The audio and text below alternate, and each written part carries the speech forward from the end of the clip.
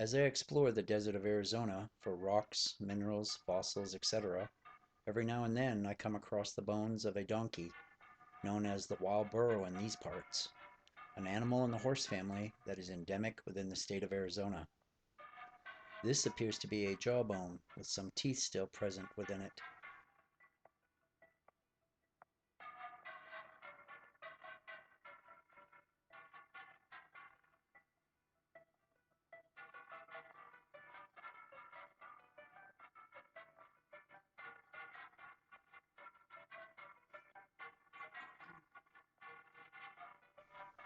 And this, a rib bone.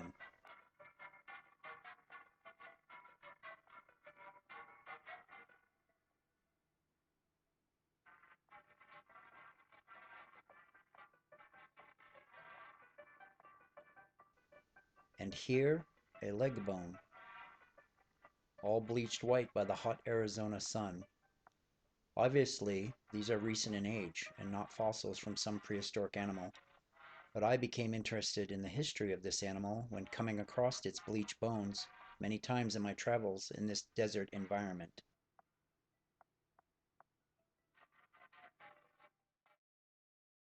It's a history of this animal that stretches back to a common ancestor around 5.6 million years ago. That's the late Miocene epoch. With all modern equids we see today coming from that ancestor at that time right up to the present day. The donkey is a domestic animal belonging to the horse family. It derives from the African wild donkey, Equus africanus, and has been used as a work animal for the last 5,000 years. Small numbers of donkeys are kept for breeding or as pets in more developed countries. A male donkey is called a jack, a female a jenny. A young donkey is known as a foal. Jack donkeys have been used to mate with female horses to produce mules. Donkeys were first domesticated around 3000 BC in Egypt, and thanks to humans, have spread around the world. They continue to fill important roles in many places today as a work animal and companions. The non-prehistoric ancestor of the modern donkey are the Nubian and Somalian subspecies of the African wild ass.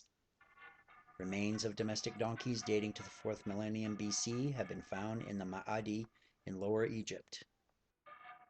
The domestication of the donkey was accomplished long after the domestication of cattle, sheep, and goats in the 7th and 8th millennium BC. Donkeys in Nubia supplanted the ox as the chief pack animal of the culture that existed there. The domestication of donkeys served to increase the mobility of pastoral cultures, having the advantage over the ruminants of not needing time to feed as much, making them vital in the development of long-distance trade across Egypt. In the 4th dynasty era of Egypt between 2675 and 2565 BC, wealthy members of society were known to own over 1,000 donkeys, employed in agriculture, as dairy and meat animals, and as pack animals. In 2003, an Egyptian tomb was excavated and the skeletons of 10 donkeys were found buried in a manner used with high-ranking humans. By the end of the 4th millennium BC, the donkey had spread to Southwest Asia, and the main breeding region had shifted to Mesopotamia by 1800 BC. By the 2nd millennium BC, the donkey was brought to Europe, with the Greeks bringing the donkey to their colonies in what are now Italy, France, and Spain. Then came the rise of Rome, dispersing the donkey throughout the Roman Empire. The first donkeys came to the Americas on ships of the second voyage of Christopher Columbus, landing the donkey at Hispaniola in 1495.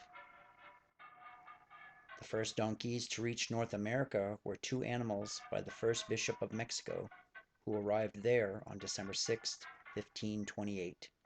The first donkeys by the hands of humans to reach what is now the United States crossed the Rio Grande in April of 1598.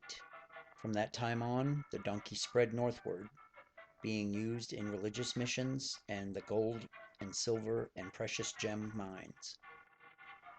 By the gold rush years of the 19th century, the donkey was the animal of choice used by early prospectors in the western United States.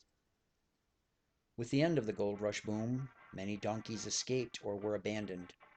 A feral population of donkeys soon established itself in the southwest part of the United States, with these wild donkeys now called burros. In my home state of Arizona, donkeys were first documented to be present there in the year of 1679.